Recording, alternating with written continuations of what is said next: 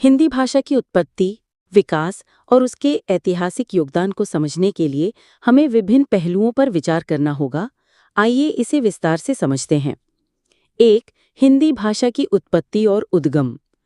हिंदी भाषा का उद्गम भारतीय आर्य भाषा परिवार से हुआ है, जो स्वयं संस्कृत से विकसित हुई। इसका विकास क्रम निम्नलिखित है।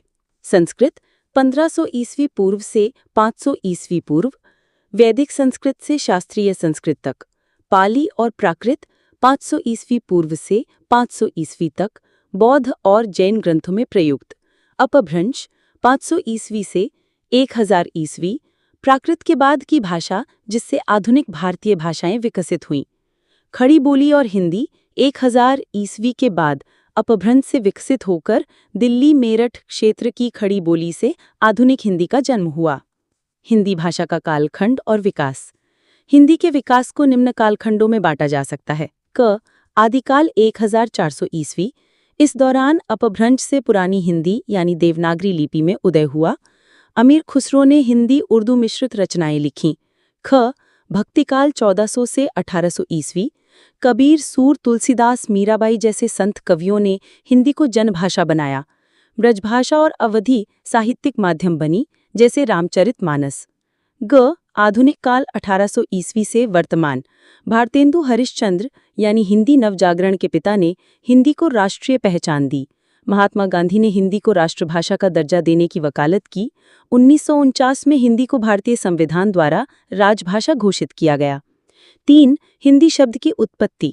हिंदी शब्द फारसी शब्द हिंद, जो सिंधु नदी से व्युत्पन्न है, से आया है, जिसका अर्थ है भारत की भाषा।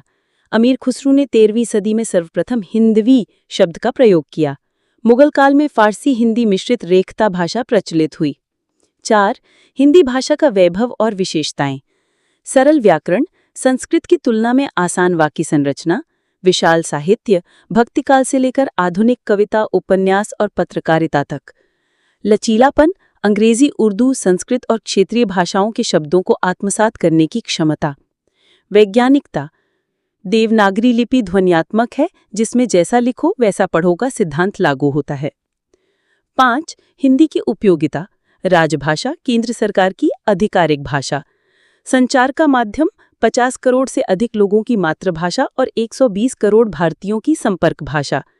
डिजिटल युग, इंटरनेट पर हिंदी सामग्री तेजी से बढ़ रही है। YouTube, Wikipedia, social media. 6. राष्ट्रीय एकता और अखंडता में योगदान। सांस्कृतिक संबंध, हिंदी ने उत्तर दक्षिण के बीच सेतु का काम किया, जैसे बॉलीवुड फिल्मों के माध्यम से।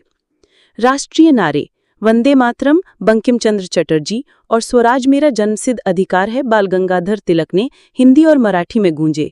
गांधी जी का दृष्टिकोण, उन्होंने हिंदी को राष्ट्रभाषा बताया और दक्षिण भारत हिंदी प्रचार सभा यानी 1918 की स्थापना की।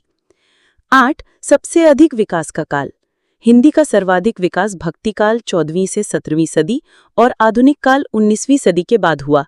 भक्तिकाल में जन जन तक पहुंच, आधुनिक काल में पत्रकारिता, सिनेमा और डिजिटल मीडिया ने हिंदी को वैश्विक पहचान दी। निष्कर्ष, हिंदी न केवल एक भाषा है बल्कि भारत की सांस्कृतिक एकता का प्रतीक है। ये स्वतंत्रता संग्राम से लेकर आज के डिजिटल युग तक राष्ट्र को जोड़ने का काम करती है। हिंदी का भविष्य उज्जवल है, बशर्ते हम इसके शुद्ध रूप के साथ साथ उसके लचीलेपन को भी बनाए रखें। वीडियो अच्छा लगा तो सब्सक्राइब कीजिए, शेयर कीजिए, ज़्यादा से ज़्यादा लोगों तक पहुँचा दीजिए।